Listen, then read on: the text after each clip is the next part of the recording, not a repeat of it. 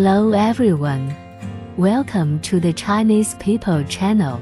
In this program, we will guide you to gain a deeper understanding of the general views of the Chinese people on China's economic policies and global issues, and share their own perspectives with you. Topic of this episode: what is the underlying?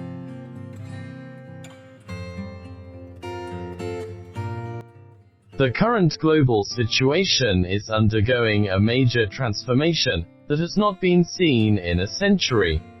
The world is in a state of turmoil, with conflicts such as the Israeli-Palestinian conflict, the Russia-Ukraine conflict, the Red Sea crisis, the South China Sea dispute, and the civil war in northern Myanmar confirming this. At the same time, economies of various countries lack vitality, while China's economic development is relatively better compared to other countries. A significant contribution to this is the foundation of China's economy. So, what is the logic behind China's economic foundation that allows it to maintain stability and a good development momentum in this changing situation? Recently, Professor Huang Kefan proposed an important viewpoint in a speech. In essence, he mentioned that Chinese residents only account for 42% of the national economic wealth distribution, and this proportion is the main reason for weak domestic demand. He suggested that it should be increased by 10 percentage points to reach 52% in order to effectively establish an economic internal circulation system. At that time, I had doubts about this viewpoint, for a simple reason. There are three parties involved in the distribution of national wealth: resident, TS, enterprises, and the government. If the wealth distribution for residents is increased by 10 percentage points, who will pay for it? Or in other words, who will give up these 10 percentage points? Can we rely on enterprises? Currently, the average profit margin of Chinese enterprises is approximately 5.8%. Even if they give up 2-3 percentage points, it would lead to a large number of bankruptcies. Can we rely on the government? The government's finances are currently very difficult, and most local governments struggle to maintain basic operations. The central government is also not affluent, with an annual fiscal deficit exceeding 3%. How is it possible to give up 10 percentage points? Therefore, I believe that Huang's viewpoint lacks practicality. However, if we look at it statically, China seems to be correct. But if we compare it horizontally with most countries worldwide, we will have a different understanding. First of all, in developed countries and most developing countries, the proportion of wealth distribution for residents is generally above 50%, and even around 60%. Why is the proportion of wealth distribution for residents so high in these countries, while it is so low in China? This relates to the core logic of China's economy at its foundation. If you like our video, please follow us. Thank you. China has relied on the manufacturing industry as its main pillar since the founding of the country, and the development of the manufacturing industry requires continuous capital investment. While Western countries led the Industrial Revolution, their capital mainly relied on overseas plunder. As a latecomer, China could only rely on self-accumulation and savings to develop the manufacturing industry.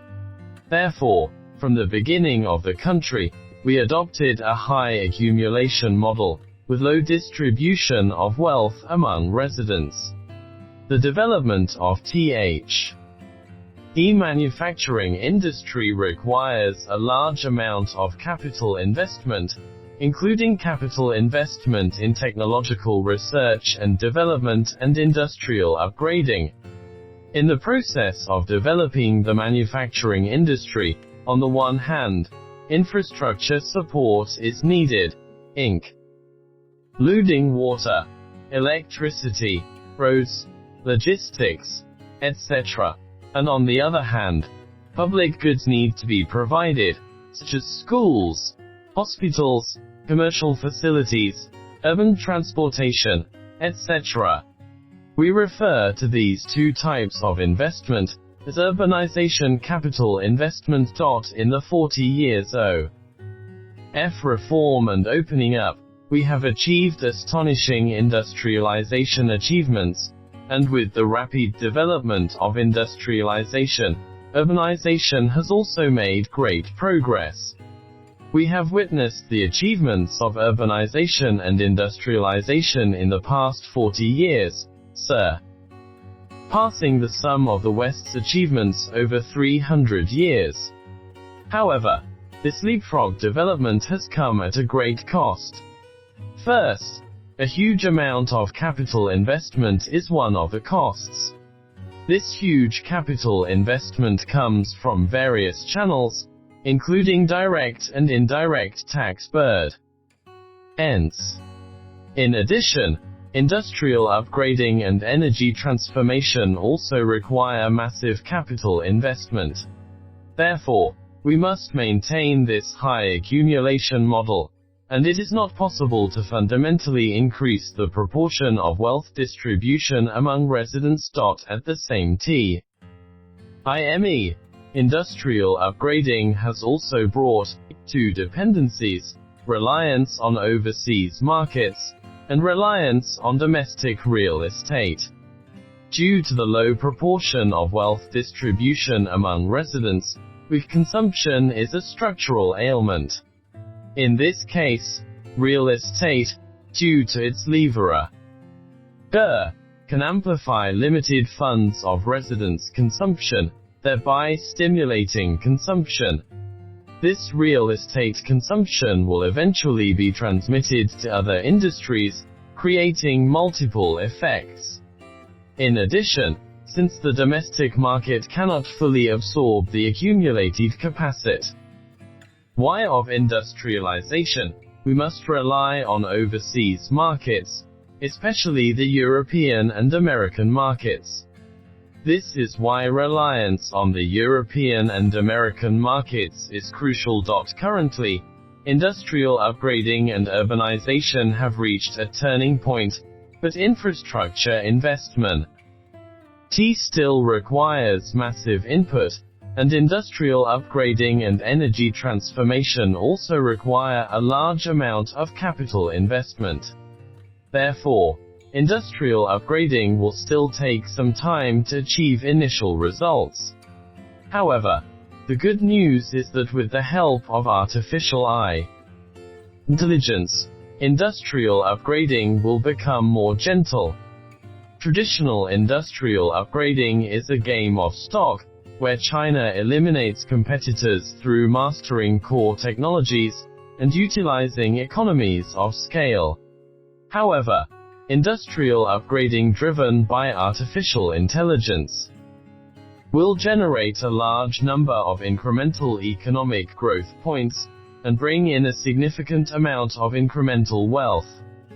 This is a game of increment, which will make China's rise more stable. Since 1949, China has embarked on the path of industrialization as a latecomer, which has determined that the country will inevitably be in a high accumulation model for a considerable period of time.